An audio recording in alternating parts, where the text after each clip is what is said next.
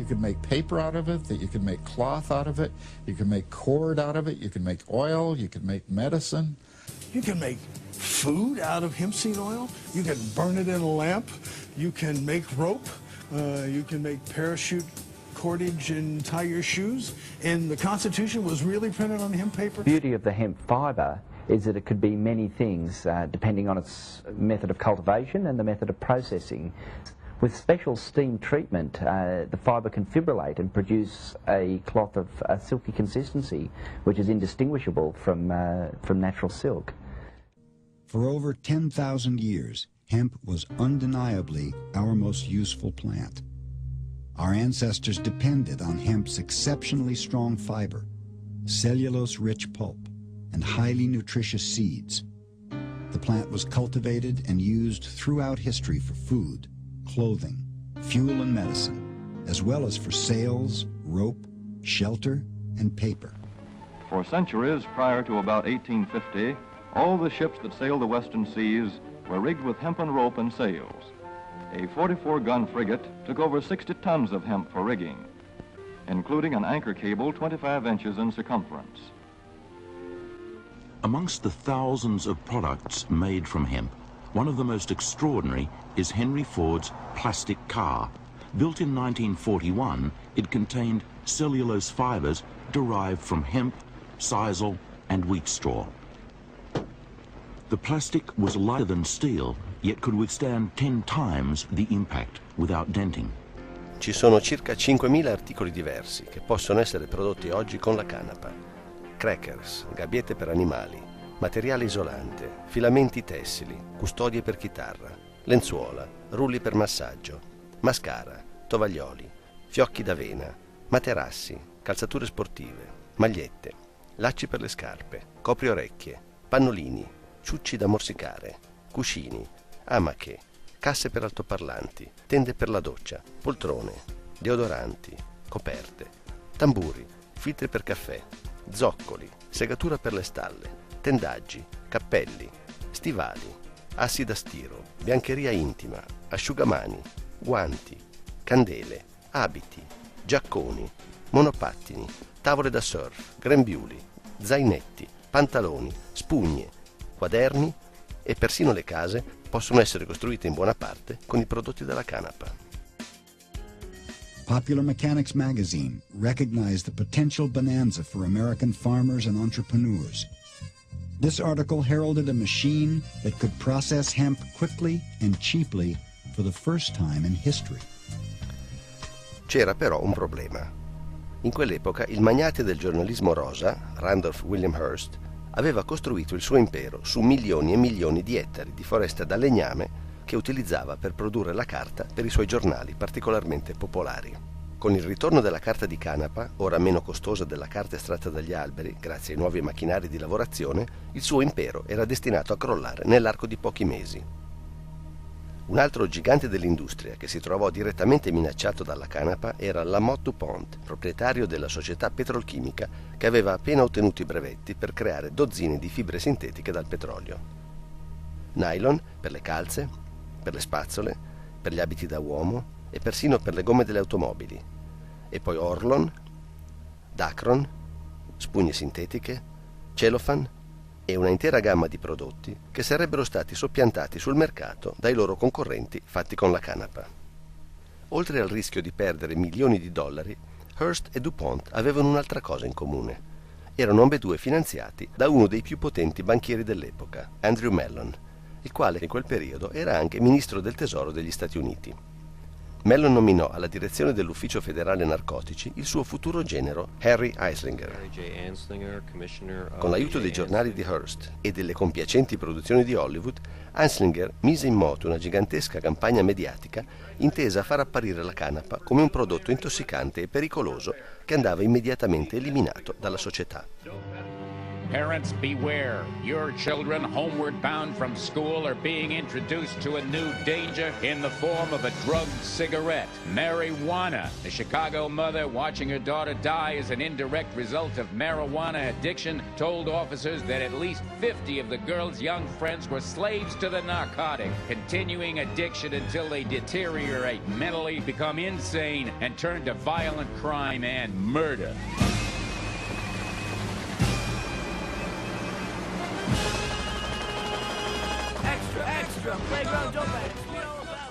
Marijuana, the dried leaves and flowers of the Indian hempweed, is used in the form of a cigarette.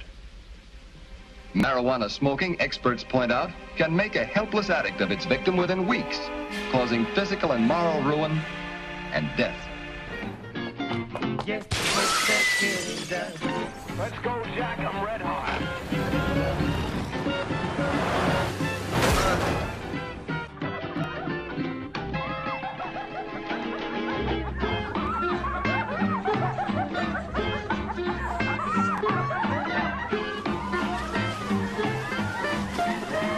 Should you ever be confronted with the temptation of taking that first puff of a marijuana cigarette, don't do it. Alla fine di questa poderosa campagna antidroga fu presentata in Parlamento una nuova legge che proibiva l'uso della marijuana. Nonostante il composto psicotropico chiamato THC si trovi solo nel fiore e nella foglia della canapa, Anslinger riuscì a far proibire l'intera coltivazione della pianta in tutta America. La maggior parte dei senatori e deputati che approvarono la legge, infatti, non sapeva nemmeno che marijuana e canapa fossero la stessa cosa. Without any public debate, scientific inquiry, or political objection, the Marijuana Tax Act was signed into law by President Roosevelt. La guerra alla canapa era ufficialmente iniziata. Ci furono dozzine e dozzine di arresti clamorosi che lo stesso Hearst si preoccupava di far conoscere a tutta la nazione. Dopo la guerra, gli Stati Uniti iniziarono a fare pressione su tutti i paesi che ancora producevano canapa e per la fine degli anni 50 riuscirono a far rendere illegale la pianta praticamente in tutto il mondo. Questo fece un grande regalo alle industrie della carta e del settore petrolchimico, ma regalò anche a noi il disastro ecologico a cui assistiamo oggi. Inquinamento atmosferico, inquinamento chimico e ambientale, deforestazione selvaggia, estinzione delle razze animali, aumento del riscaldamento globale. Virtually everything now made from trees and petroleum could instead be made from hemp. Not another single tree would ever have to be cut down to make paper. Clean-burning fuel would now be made from the biomass of the abundant hemp plant. This new fuel would run cars, factories, power plants, and would even provide heat for our homes. Hemp could be grown and processed into cloth and paper with only a fraction of the toxic chemicals used in processing cotton and trees. Sfortunatamente, insieme alla canapa, abbiamo anche perduto uno dei più importanti medicinali mai conosciuti dalla storia umana. Cannabis has been used medically since the year 2800 BC, when Emperor Shen-Nung founded the science of Chinese medicine. Wounds sustained in battle were bandaged in cannabis leaves. Marijuana was found in a 1600-year-old skeleton of a woman giving birth near Jerusalem. Medical literature of the time indicates that marijuana had the power to increase the force of uterine contractions and to provide a significant reduction of labour pain. References to marijuana are also recorded in Egyptian, Assyrian, Greek and Roman writing from the same era. On the Indian subcontinent, marijuana is found in many preparations in ancient Ayurvedic medicine and is still widely used today. Alla fine del XIX secolo, più del 30% delle medicine disponibili in America conteneva cannabis. Le sue qualità terapeutiche sono quasi quanti i prodotti diversi che si possono estrarre dalla canapa. Prevenzione di nausea e vomito causati dalla chemioterapia, anoressia, dolori causati dai tumori, danni alla spina dorsale, glaucoma, debolezza muscolare. In 1972, the US Drug Enforcement Administration's senior judge, Judge Francis Young, commenced hearings on marijuana. He came up with a 60-odd page opinion saying marijuana is probably the safest drug in the pharmacopoeia, and it certainly has medical utility. Cannabis has also been proven to be of therapeutic value in the treatment of AIDS, multiple sclerosis, paraplegia and quadriplegia, asthma, epilepsy, pain relief, and other ailments. It has also been used as a topical antibiotic and analgesic. Today, doctors across the whole world are asking for the right to use cannabis as a treatment for pain, especially for cancer and AIDS. Marijuana is much less dangerous than many other substances in less restrictive schedules like morphine and cocaine, not to mention the unscheduled legal mass killers, tobacco and alcohol. Of course, marijuana does have proven medical usefulness for some conditions. I'm Dr. George Lundberg, editor of MedGen-Med. Cannabis is medicine, it's not a joke, and let's get into that. 1949, there was a study done showing that marijuana was useful in relieving seizures. Dr. Donald Tashkin is a very good researcher at UCLA. He also found in a study that I think he was surprised at the results that the incidence of lung cancer in people who smoked cannabis was less than the incidence of lung cancer in people who smoked nothing at all. One study that we did looked at patients with HIV-related painful peripheral neuropathy, which means nerve damage in the hands and feet. Very difficult problem. Non-steroidal anti-inflammatories don't help, opioids don't help, acupuncture doesn't really help. So we gave people cannabis, and we saw that it helped. And from our pilot study where everybody smoked real cannabis, we then decided to do a placebo-controlled trial. And we demonstrated quite successfully that cannabis reduced peripheral neuropathy pain compared to placebo. Breast cancer kills more than 41,000 American women every year. Researchers in the San Francisco lab are working to shrink that number, and they're doing it with an unusual weapon, marijuana, or at least a compound from it. And what we found is that this compound called cannabidiol was particularly effective at inhibiting aggressive breast cancers. The benefits may not stop there. Scientists say the cannabis compound may fight other aggressive cancers, including prostate cancer. The next step, animal studies, then clinical trials. So it may be several years before patients may benefit from a cannabis cancer fighter. Despite its undeniable potential as the natural, renewable alternative to a synthetic world, the hemp plant, by federal law, still cannot be cultivated in the United States. Despite increasing public and scientific support, the medical use of marijuana still remains illegal. And despite the enormous cost in money and human lives, millions of people are still being arrested for possessing a therapeutic substance revered by our ancestors. This is the reality of America's war on a plant.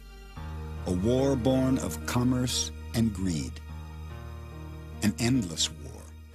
Nel frattempo c'è chi ha deciso di non aspettare e di prendere in mano le sorti della propria salute. My name is Rick Simpson. I live at 344 Little Forks Road, just outside of Macan, Nova Scotia. I'm here to tell you about the most medicinal plant known to man, hemp. Da molti anni Rick Simpson produce e fornisce ai malati della sua zona un olio curativo estratto dalla canapa. Oils made from the hemp plant are the most medicinally active substances ever found in nature. Hemp is a plant, and therefore it cannot be patented. To drug companies, no patent means no money, hence no interest in producing this drug. When you examine bud from the hemp plant, you can see that it is covered in resin. This resin makes the bud appear to be covered in frost. This resin is the medicine. Simpson produce l'olio sul suo terreno, con un complesso procedimento che ha messo a punto nel corso degli anni. When collected and processed properly, the resulting oil is an effective cure or control for practically any disease known to man, even cancer. We have supplied this oil to dozens of people with cancer. Even people who were diagnosed with terminal cancer by our medical system now have a clean bill of health after treatment with hemp medicine. One of the testaments to hemp oil's healing power is his father, a military veteran suffering from lung cancer. And this last time I was in, I didn't know it, but they said I was going to die in 24 hours, but I didn't. So I took the oil and everything worked out right. I have suffered from major depression since the age of 27. I suffer from anxiety attacks. I've also had 3 back injuries with constant aching in my back, and that for years. And when I took this medicine, it seemed to take the aching from my back. It seems to cut down my panic attacks. And as late as I keep going on, it just seems to get better and better, my depression and anxiety attacks. I had a huge mole on my shoulder that was black and it had a crusty, it wasn't a natural mole, and I'd been sort of concerned about it.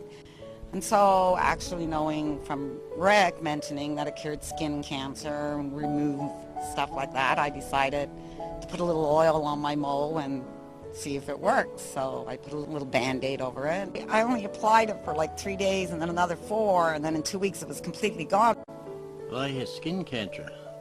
Melanoma cancer, they told me. I was treated time after time, and I was burnt several times. I call it burnt. They have another name for it, but anyway, they burnt me several times, and it wasn't doing no good. All the salve they gave me, I put it on and put it on. So I ran across this fellow they called Ricky Simpson.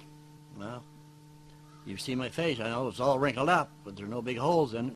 I used hemp oil for a number of conditions. Migraine headaches, cyst on my ovary, arthritis, bad skin allergies. I had 2 months to live. I was cashing in, I didn't care then, and got a hold of Rick, and Rick explained how this stuff works. The chemo and the radiation just kills everything inside of you. It doesn't give you a chance to live. And then when I look at my hemp oil, that's why I am sitting here today telling you. In January '07, my father came to stay with my wife and I because his cancer had become unmanageable. He could not stay alone anymore. At this point, the man had fluid in both lungs, couldn't even hardly walk around. His breathing had gone down to 70%, and he was on his last legs. We started him on the treatment. Inside of 3 months, the cancer was completely gone. In between that, he got nothing but better. The man improved every day from the time he started the oil until he went to a maintenance dose in March. It works. It works. That's all I can say. You know, like, it works. God love us. All these people, how do you not believe this? I mean, it's right before your eyes. Ma anche nella remota Nova Scotia le regole del gioco sembrano essere identiche. Hemp oil containing THC has been touted as an effective treatment for many diseases, including cancer. But distributing THC, the psychoactive ingredient in marijuana, is illegal. Hemp oil is being used by some people in the McCann area of Nova Scotia to help in the treatment of cancer. Now they're worried their hemp oil will be taken away. People are being very scared of the RCMP coming in their home and taking their medicine from them. And the whole A quel tempo Rick Dwyer era il presidente della sede locale della Legione Reale canadese. That's when we proceeded to call in these politicians, our health professionals, and our enforcement professionals, and all the people who should have been contacted over this issue. We wrote them a letter, and we stated to come to this meeting. We would show you the evidence, the human evidence, scientific evidence, and the medical evidence. And that's when they come in and shut our Royal Canadian Legion down. There's a battle brewing between a tiny Legion branch in northern Nova Scotia and the Legion Command.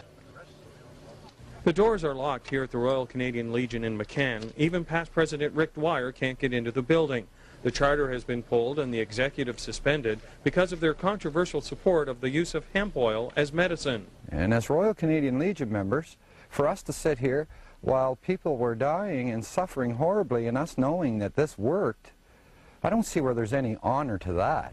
And for now, since the Legion is the town's only meeting place, getting the word out about hemp oil will prove to be more difficult.